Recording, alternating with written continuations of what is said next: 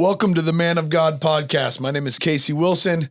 We've got Justin Bonner and Travis Shook this morning. How are you, gents? Great. Morning.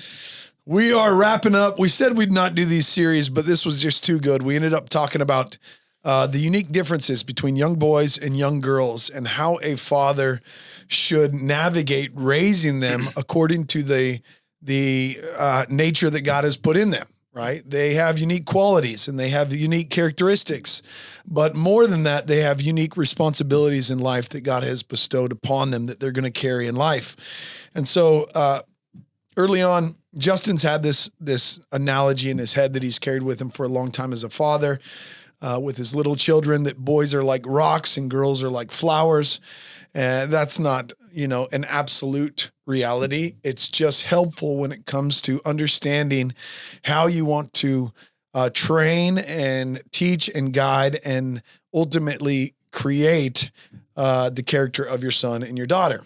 When I think of my boys, I'll throw one at you. When I think about my boys and my girls, the primary thing in my boys that I'm trying to develop is that they would become over time problem solvers.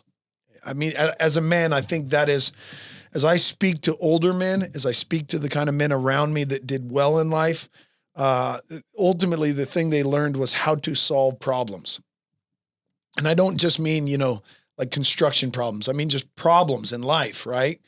Get under a car, work on it. Here's a relational problem, solve that. You got a grouchy neighbor. Well, we got to solve this. Like, it's just problems of life that you've got to learn to work through, because ultimately you become a man that leads others, and that's problem solving.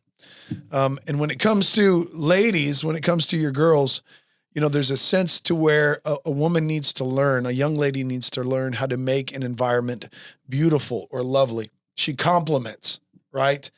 A man needs to learn how to go and solve the problem of how to make a wage and provide for a family. But a woman has to know what to do with that. How do you make a house beautiful? How do you make it smell the kind of way that a husband smiles when he walks in the house and it smells like apple pie and he loves being at home? He wants to be there. How do you fill the dinner table in such a way to where the children and the family gathers around and they laugh and they enjoy and they share stories and they take advantage of that time together as a family? That's part of the role of a woman. Is that fair? Yeah, I mean, you just think about, I think about it basically in men being givers and women being receivers, right? Men give of themselves, the wife receives and then multiplies, but she receives. Yep. The man pursues, the woman receives that pursuit. The man gives gifts. And I don't just mean, flowers and presents and stuff like that, but the man gives and the woman receives it and it's bestowed on her. Yeah.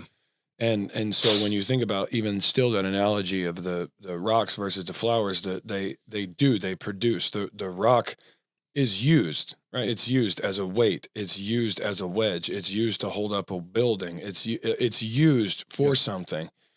The flower, the rock gives back something productive, right? A flower, the main thing it gives is its beauty. Right. There's an aroma. There's a beauty to it. Yeah. Right. It beautifies a garden surrounded by rocks. It beautifies that whole thing. Right. So the giving of a woman is different than the giving of a man. And I think that's really at the core of it. And so when you look at, again, that I like that, the problem solving, resilience, like that's what you're trying to build. Well, like in the last couple of weeks around the house, we're right at the front of spring. Like it's tiptoeing in, right? And so you start to go outside, you transition from pants to shorts, you're outside working a little bit. In my mind, the only thing it's thinking about is I got to clean the gutters, I got to prep the backyard, I got to fix this fence, I got to do that, this, that, I got to get a burn pile going before it takes over. My wife, I just talked to her the other day and she's like, I would like to put out some flowers and start prepping this. And I'm like, we're just on two different worlds, and praise God, because you need all of this to make a beautiful home. Mm-hmm. But what comes natural to me is the problem solving side of making sure that things run well. Hold on, let's pause right there. You said you need both of these to make a beautiful home. Oh yeah. And guys, that's the aim, is is to enjoy your life with Christ being at the center and teaching your kids by leading your family and doing it with your wife and giving it a role model for your daughter to look to your wife on what the priority is, for your son to look to you for what the priority is. And you're creating your house into a home, and it's beautiful and it's comfortable and it's loving and it's life-giving, and you have people come over and you break bread together and you make memories, you laugh, you hang out. Like, that is the trajectory of where your thought process should be, to honor Christ, to love well, to fellowship well. And that's taking care of your home. Like, these are basic small principles, and a man tends to lean towards some traits in that more naturally, and women the other. And men, you need to be intentional to understand for yourself what that is, for your wife what that is, and then provide a role model for your daughter to look to the mom, for your son to look to you, and to foster those things. So that way, when they're a father and they're a mother, they naturally sit in that role, and they got to see you do it, and they got to see you walk it out with the Bible and know what to come back to when problems happen. Like, that's the aim. Yep. That's good. Yeah. I mean, it's all a good thing. And sometimes we just get frustrated by it because, the way that it works in a marriage can be difficult at times with, Sure. The way the wife sees things and the way that she views what needs to be done is often different than the way that we view things. Whenever I'm walking up to the outside of my house, and the house we live in was my mother and father-in-law's house before he passed away. And so the vinyl siding is dirty. It's just old, he never got it pressure washed or anything like that. And so when my wife goes, we really need to wash that and make it look good, she's thinking, I want that to be beautiful. I'm thinking, I got to find a pressure washer, a ladder. I think those hoses will reach. I'm not 100% sure. Yeah. That's the different mindset there. She's not thinking anything about a ladder or water hoses, and that's fine. I'm not getting onto her. But there's just different ways of the different sexes thinking, right? And you have to lean into that in the way that you're cultivating a daughter, just to get into that practicality. There's the verse that we went through a few episodes ago, in 1 Peter chapter 3, verse 7, you husbands in the same way, live with your wives in an understanding way, as with a weaker vessel, right? And then it goes on to talk about showing her honor, since you're heirs together with her of the grace of life, so that your prayers will not be hindered. But it doesn't say, as with a weaker vessel, since she is your wife. It actually takes it back to the garden, to creation. It says, since she is a woman. So it's not just in a husband and wife relationship, the wife is the weaker vessel. Right. It's in creation, the woman biologically is the weaker vessel. Yeah. So then that's why we have something like rocks versus flowers, right? That there is a delicacy to a flower. And that's the way that we need to be. That's what we need to be cultivating in our daughters. That's what we need to be training them towards, not a fragility, but a level of being delicate to where you handle it in such a way that it's like fine china, right? You don't just throw that around. You don't tell the kids to go put that in the sink and they go throw it over the edge into the sink. Like, it's handled differently. It's cultivated differently. And so I think that's where a lot of the practical stuff we're going to talk about today comes out of, is it's not just training them to be this, breakable thing that is unable to do anything on its own. No. But it's training them towards the beauty of being beautiful and being a flower. Yep. So I'll dive in with a story, and there's multiple avenues of teaching that are going on there, and God's refining me in the moment of it. And we're going to lean toward the flower daughter side of it, but the sun and the rock side comes in a little bit. So it's my daughter's birthday tomorrow, and they're going shopping. There's a whole bunch of stuff that she needs. Both of my kids just hit a huge growth spurt, and they don't fit into anything. So I'm talking to Lydia last night, and I'm like, hey, like, what do you need? And I know anytime I bring up finances with her, she's like, doesn't get sensitive, but like, edgy, right? And not argumentative, but trying to figure out where my angle is and how to like handle it. So I said, hey, I don't buy the kids clothes. I don't know what things cost. I don't know any of this. So like, how much do you need? Like, what do I need to move over? How much cash? So like, we've got some stuff in the safe, whatever. I'm like, what do I need to give you? Because I'm working, they're going. She goes, I don't know, like whatever you think. And I'm like, okay. I said, I'm trying to communicate this well. What do you need? She goes, I don't know. Like she's on edge for me. So I'm in that moment, and this is going to go to flowers. I'm like, okay. She's feeling the stress because I'm trying to get us on a budget, money, and leave a legacy for my kids and grandkids. Like I've communicated this, really tightened it in the last 6 months to a year. Like I'm like, hey, I want to live intelligently now. So that way when Reed and Ez want to get a house, we can help. Or they have kids, we can, like, I want to be in a position that we can do more. And so she's like, I don't know. And she's on edge. I'm like, hey, like, hear me and help me communicate this well to you, because what I'm saying right now, you're not getting, and I'm not annoyed. I don't know what it costs. Just tell me, list some things like shoes are this, pants are this, Reed needs all this. What does Ez need? And we started going through it. And Ez is like just hovering around in and out because she's going shopping tomorrow and she wants to talk and she's around and she's just fluttering. So I'm like, Ez, can you give me a second and let me talk with mom? And she's like, yeah. And then she tripped and fell and hurt her ankle and she wants to come in. And I'm like, you just want to be in here right now. She has to be. I was like, give us a moment, you know? And then I literally felt like I was like, hey, like she's excited. So I stopped the conversation and I went out there and I gave her a hug. I was like, is your ankle good? And gave her some attention. And she like leans in, and she doesn't lean into affection often, but she's just excited and she wants attention. The flower wants some sunlight, right? So I'm like, all right, I give her attention. I'm like, let me work through. I said, I'm trying to figure out what you need and then what we're going to do for your birthday and like what we can get and stuff. She's like, okay. So she leaves us alone and me and Lyd work through the details. And then I said, Ez, come in here. What do you want for your birthday? And she goes, not much. I know we're on a budget. It's okay. And I was like, it was another moment like God's like, all right, it's your flower. What are you going to do? And I said, hey, like, no, like, what do you need? I said, I'm asking mom just to see what you need. And then like, let's get you some stuff, you know? And I'm communicating to her, like, I'm going to take care of you, budget or not, I'm going to take care of you. So I'm seeing that. Pause for a second, go to the rock side, Reed side.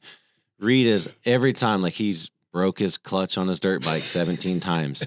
And I'm like, I'm going to pay for it. You're working it off. Something breaks in the house. I'm going to pay for it. You're working it off. So he is just labor, right? Like he's like, dang it, Dad, I owe you $50. I got to work for 2 more weeks and then I can have a little bit of money so I can buy this new thing for this.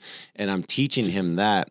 And then there's random moments where he's like, oh man, I'm growing out of my shoes. He says, I'll save up for it. I said, I'm going to get that. And he's like, no, Dad, you're paying for this and this. Like, I don't know how you and mom do it. It would stress me out. Like, it's so overwhelming.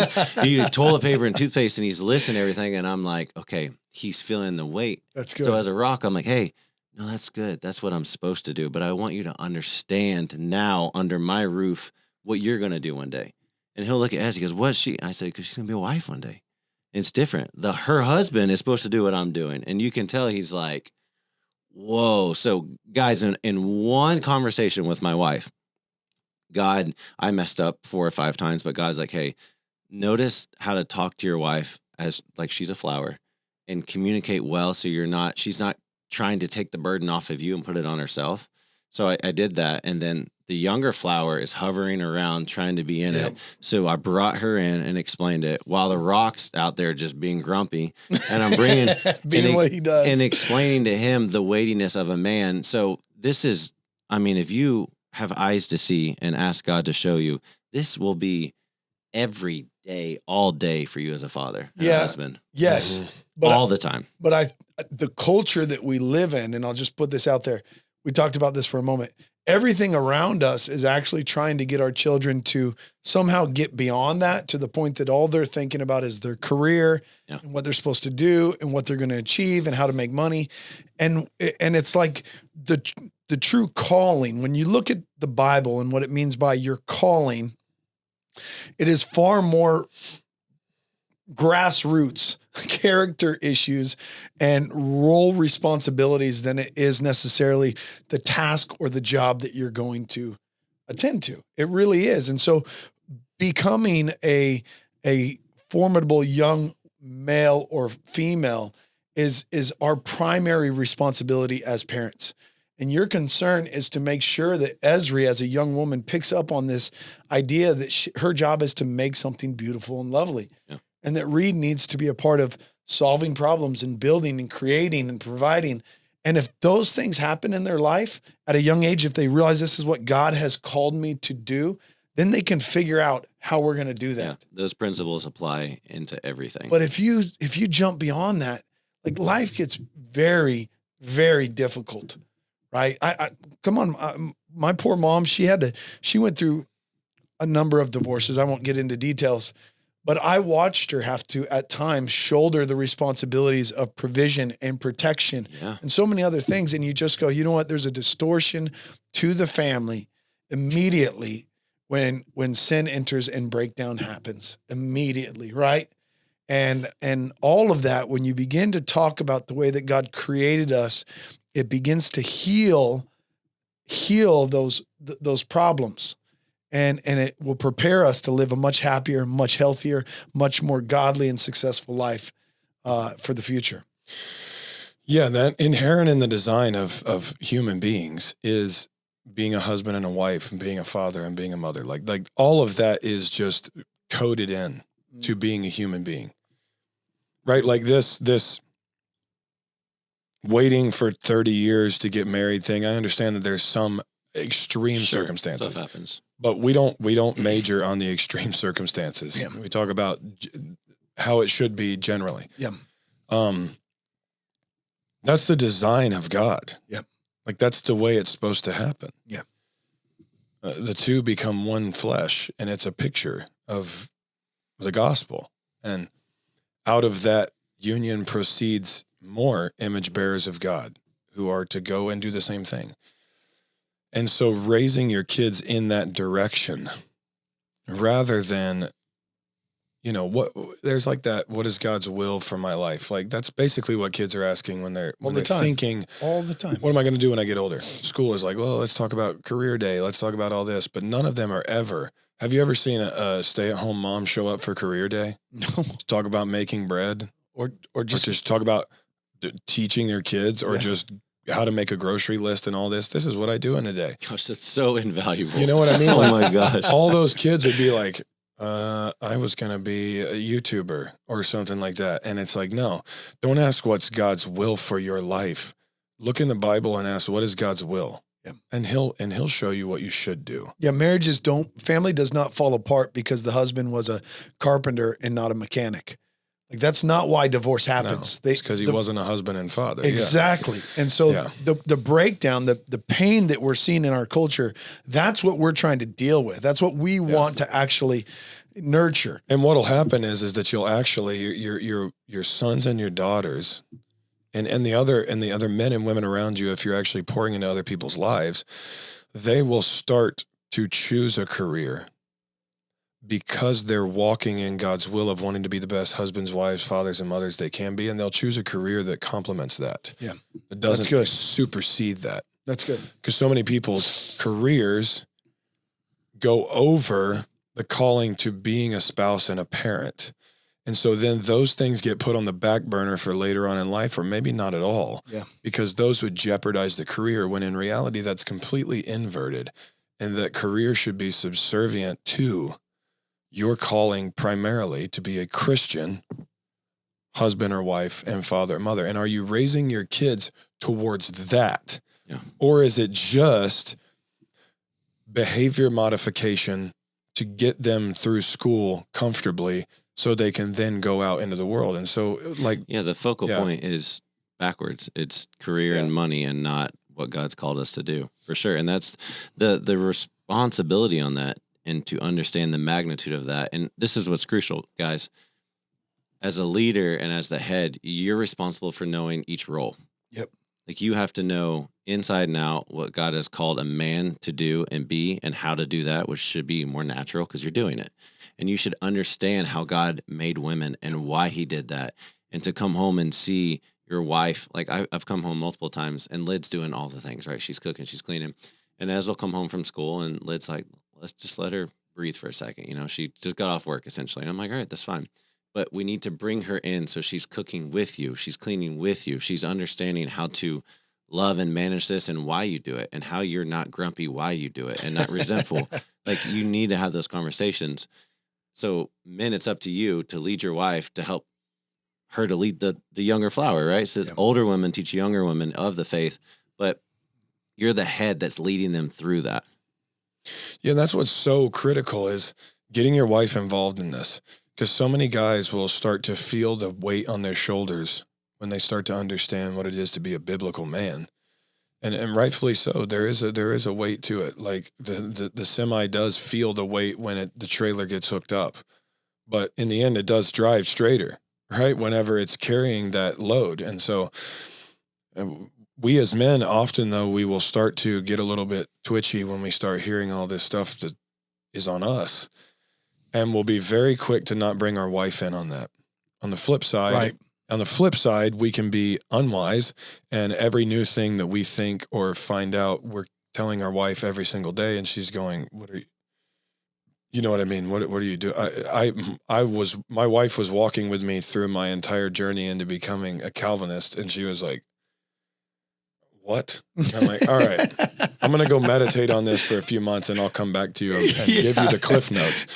You know what I mean? Like, but there's a way that you need to get your wife involved in this, because you're going to bypass her completely, and she's not going to know what's going on if you just come home. Like, I've made this mistake, come home and say, she needs to get involved.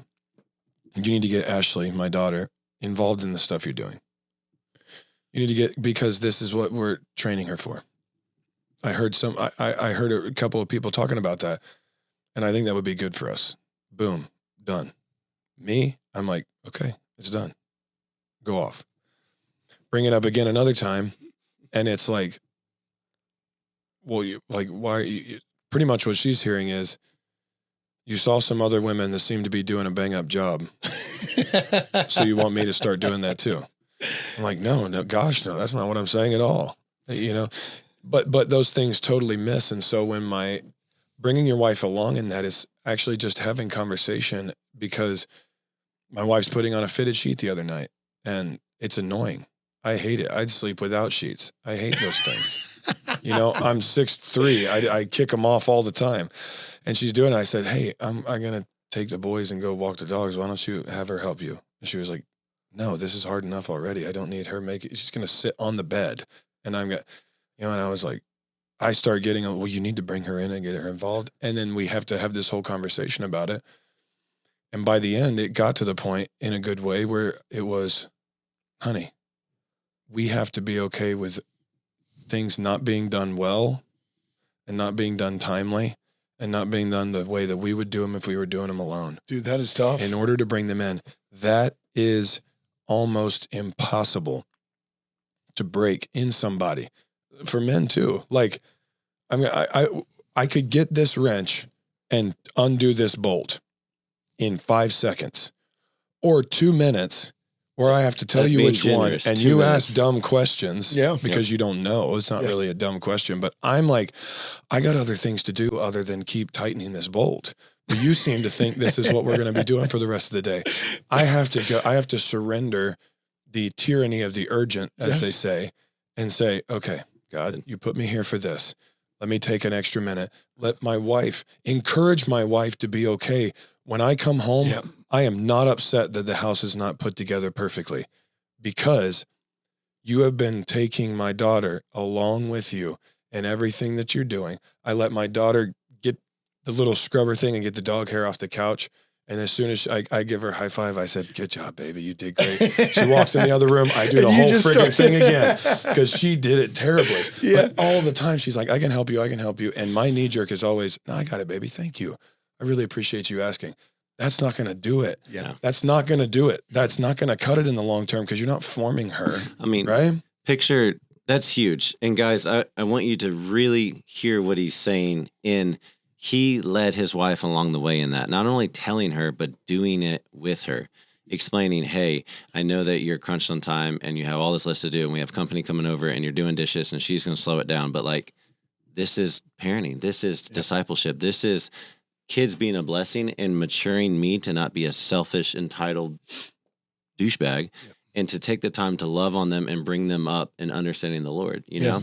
But it takes you seeing that and not just saying, hey, do that. It's being patient and explaining the big picture to your wife and then doing it with her. Like she's seeing that you're not just being like, hey, have this tag along that's going to add hours and questions and stress and everything's dirty and you're going to have to redo it all. But like, here's the bigger picture. There's such, it's hard and it's inconvenient, but They're like, not that's gonna what God's remember called it. us to. The kids are not going to remember the house being clean. Like they're not going to be like, I thank God that my mom was meticulous, that she cleaned the shower with a toothbrush. Yeah. I'm so thankful for that. No, because most of the time, like my mom told me the reason why I struggled to make you, talking to me, do things around the house, why you got away with not having a lot of responsibility, is because my mom never let me do anything. Because she said, you're going to mess it up anyways. Why would I have you do it if I'm going to have to redo it? So she would send her away, and she literally did everything. Yeah. So she's like, I just followed suit. Yeah. And I never, she wasn't mean like that, saying, sure. But it was the same thing of like, I'll just handle it. And so we can just cut our kids off at the knees if we don't take them by the hand and walk with them through that. And leading your spouse in that, listen, man, just get used to you saying it wrong the first time for a while. Yeah. Like that's just the way that it goes. Yeah. It's so easy to just to accidentally do that. And because you want to start leading and you want to start loving, you want to start leading your kids, but you have to understand that like you are in the forging is what we call it. You are in the forging process, the crucible of life, every moment of every day in your family. Yeah. God is not like, go figure it out and then come back to them. This is huge. God is not like, go figure it out on your own in your prayer closet and then come back and pour that out on your family. He wants you to screw up with them. Yeah. That's humongous because so many dads don't know how to lead and they don't ever start leading. That goes back to that paralysis of analysis stuff that we talked about before of like, it's the same thing we do with God. I got to get my crap together before I come to him. Yep. I got to get clean before I can come to him.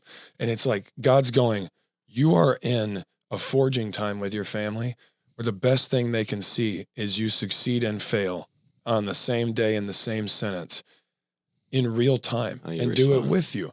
Like, and that's how we need to be raising our daughters, to see a man who doesn't pretend to be perfect, go screw up in somewhere else and then come home with only the victories. We need to lead our daughters tenderly and gently and teach them to be like their mother as we're leading their mother, as we're being led and failing along the way. Like the whole thing seems so messy, and it's supposed to be. There's not anything in the Bible about having a clean house. Nothing. Not one verse. I've read the whole thing, I promise. Right? Like even in the Proverbs, it doesn't say anything about having a clean house, but it does say you'd rather live in the corner of the house than in a house with a quarrelsome wife. Yeah. And so leading our wives in that and helping them to lead the daughters, because man, there is such chafing between a mother and a daughter. There is more chafing than you could imagine there because they see their folly. Same thing in our sons as dads. They see their folly and their tendencies in the daughters, and they want to freaking kill it. They want to stomp that out. And mothers are usually a lot more tender with sons than they are with daughters. Dads are more tender with daughters than they are with sons. Yeah. And there's nothing wrong with that, but you have to cultivate in your wife, honey, the goal is for her to be like you. Do you want her to be like you're being to her right now? Is that what do you want her to be taking her daughter along? You want her to be in the kitchen cooking with her daughter and do it like all of that is having the end goal in mind. Like that's, we screw up when we just look at what's right in front of our face. Yeah. Instead of seeing the end and parenting to that. Yeah. You know what I mean? And guys, you have to be okay with getting in arguments with your wife trying to convey this, and then B, like being inconvenienced. I mean, I picture Christ living with his disciples. Like these 12 are how he built the church. and he sends them out 2 by 2 when around that time period they wanted to call down fire, right? So he's like, "Gosh, I'm sending you 2 out when it would be way better if I just did it. But I know that I need to die so that I can be in everybody, everywhere at all times, and you have access to the Holy Spirit to be able to do this." So like Jesus knows how hard this is and how inconvenient it is because he himself did it. Go ask him. How you think you're communicating to your wife and in your man brain and how you're communicating it, it can be 100% right most of the time to another male. They're going to hear it differently. Just how Justin was like, "Hey, I heard this. I want to start moving in this direction." She heard it as, "This woman did it better. You're comparing me and I'm subpar." Yeah. So ask God like on the words. And just like how I had literally, this was like yesterday, I was communicating and I could tell she was not getting the heart behind what I was saying. So I was like, all right, I said, "Hear me and help me communicate this and help me understand if you're getting it wrong." So I like laid the framework where like, I know that this isn't precise, but I'm not sure how to convey it to you. This is what I'm trying to say. This is what I'm not saying. And this is what I ultimately want. Help me out. And we went back and forth for like 5 or 10 minutes and we're both like, okay, cool. I get what you're saying now. But like, I've been trying to be intentional with communicating well with her for probably 8 to 10 years now. And still certain areas I have to like slow down and pray. And I'm like, all right, God, how do if I convey it like this, she's going to get defensive. If I convey it like this, I'm going to hurt her. I'm trying to say this, but I don't know how to avoid these 2 things because I know they're coming. How do I convey it so she can hear it? And normally what I do is I'll start talking and I'll say, "Don't be defensive," and not like, "Don't be defensive." I'll be like, "I can see you could be defensive. I'm not saying this. I could see how this could hurt your feelings. I'm not saying this. Yep. I'm trying to get here in the middle. Can you help me out?" And that will make her helping to lead the flower, her complimenting you with a rock, extraordinary. Like there's things that she'll see in your son that you're not going to see because you 2 have become one. So you need to not lead based on her emotions, your wife, but you take what she has, like some of the insight that she has in Reed. I'm like, dang, Wisdom is a lady. Yeah. In the Proverbs. I was like, that's, I didn't see that. Thanks. But I will go handle it. Right. And there's things that she's nervous about with Reed. And I'm like, oh, I get what Reed is actually communicating, even though you're not hearing him. I know what he's actually saying, you know? And then with Ez, she'll be like this and this. And I'm like, whoa, I messed that up. Okay, I'll go talk to her. Like I had no idea. Yeah. And we compliment because we're one. But you have to take what she is telling you, go to God and let God tell you how to apply it. Don't just react with her.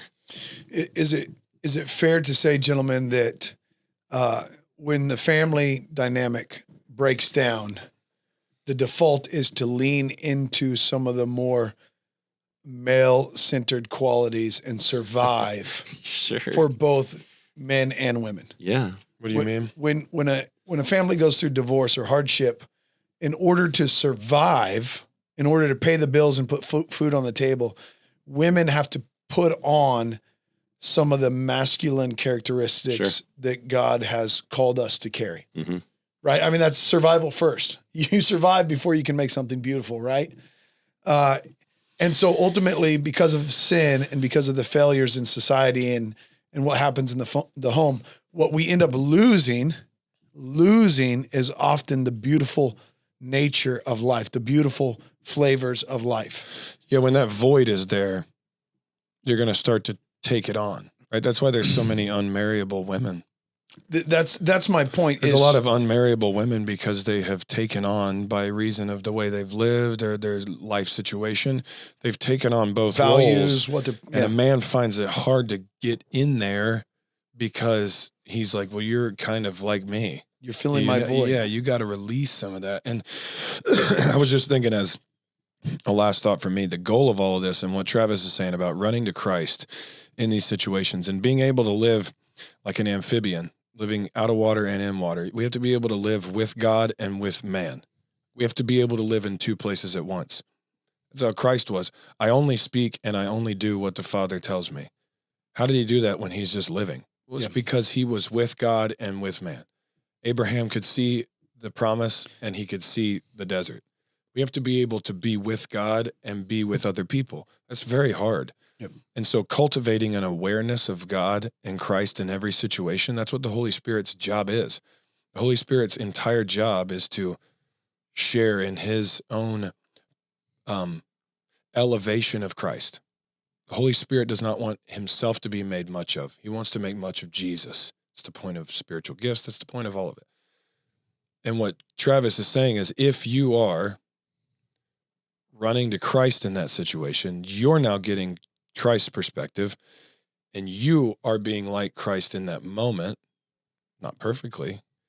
Now you are using the words of Christ to help your wife become like Christ, and then to help your son and your daughter become like Christ, because that's the whole point. I love this line in Galatians I just found, and it's in Galatians 4:19, where Paul, it's just a quick little line, but Paul is really pleading with the Galatians, and he says, "My children, with whom I am again in labor until Christ is formed in you." That was what he was doing in all these letters. He's in labor. Read 2 Corinthians. It's heartbreaking. He is in labor like a woman giving birth until Christ is formed in them. That's what his goal was. And that should be our goal with them. But this is the problem with much of the church. I'm not speaking the church around the world. I don't know the church around the world. I mean, in a lot of our context, is that we preach and we teach and we lead our families to see Christ formed in them, but it's a generic, sexless Christ, devoid of the distinctions between men and women. What would be called something like sexed piety. Yep. There is a way that Christ formed in you looks different than Christ formed in Lydia. We totally skip that distinction. Yeah. And so then our application of the word in the life of the people around us is Galatians 2:20. You just say that. Yeah, that's what you've been crucified with Christ, and now you need to go live. Christ lives in you. End. What does it look like for Christ to live in your daughter versus your son? Yeah. We're just talking about, I don't, when my son gets disciplined, my oldest, he's 12, I don't spank him anymore. I don't want to see a naked 12-year-old. You know what I mean? I don't need to see his butt. I'm not going to spank him. But whenever he gets in trouble now, if it's a pretty big one, he's going to carry a pallet of cinder blocks to multiple places in the yard, all the way around the house, multiple times until he's very uncomfortable and maybe his back is hurt, right? That it might be uncomfortable to sit in a desk at school. He just got, like 2 weeks ago, when me and him have kind of been butting heads over why my daughter gets treated differently. I told him, he's finally said, she's not going to be carrying cinder blocks, huh? He wasn't saying it like a smart mouth. He was genuinely. I said, yeah. Like, Winner. Christ formed in you Yeah. is you having calloused hands and being resilient and being a rock that a family can be built upon. Christ formed in her, if she's like that, she's not glorifying God. She's not beautifying a man. She is acting like a man. So understand, the goal is Christ formed in your kids. The goal is for your daughter to look like Christ. But that does not mean like a man. Christ formed in a woman is different than Christ formed in a man. So cultivate that. Think about that. What are the qualities of a godly woman? And now how do you lead her into that through the lens of Jesus Christ, where she starts thinking, what do I do in this situation? What would glorify Jesus in this situation? Is it for me to lead, or is it for me to be led? Is it for me to speak, or is it for me to ask? Is it for me to give, or is it for me to receive? Is it for me to complain, or is it for me to encourage? Right? Like all of those little moments is thinking through the lens of how is Christ being formed in me? That's what we're trying to cultivate in them. And that blossoms as a flower and as a rock. And when those two things come together in marriage, which is the goal of our lives, and that's what we're trying to cultivate in our kids, when those two things come together and are actually jiving well, then you have something, I picture something like the Biltmore Estate. The Biltmore Estate wouldn't be nothing if it didn't have that flower garden outside. No, most people, I know my wife goes for the spring garden. That's why she likes to That's what beautifies it. Yeah. You can't build a castle out of flowers. No. But at the end of the day, all you have is an ugly old castle. I know. Unless it's beautiful. And that's what we're trying to teach our daughters to be. And don't miss that you're going to break eggs. and you're going to have a messy house. Yeah. And things are not, and you might be late to things. And you might, everything's not going to be perfect. But praise God that the goal is not perfection, right? The goal is Christ formed in us. Yeah. That's good. All right, gentlemen. Well, that's the end of this episode. And we're going to move on from this and keep going down the road of a godly manhood. But this is critical. Listen to these last 3 episodes. Make sure that you understand really what we are trying to say. We're not saying that young girls can't get out and play sports. They can, and they will. They'll be active and physical. My wife is very active and physical. But what we are saying is that there is a nature to a woman that is absolutely beautiful. And gentlemen, when you are faithful to do your job, you will allow that to flourish and you'll allow it to blossom. And we want to see this. This is what God intends for us to experience. Get after it. Get after it today. Enjoy.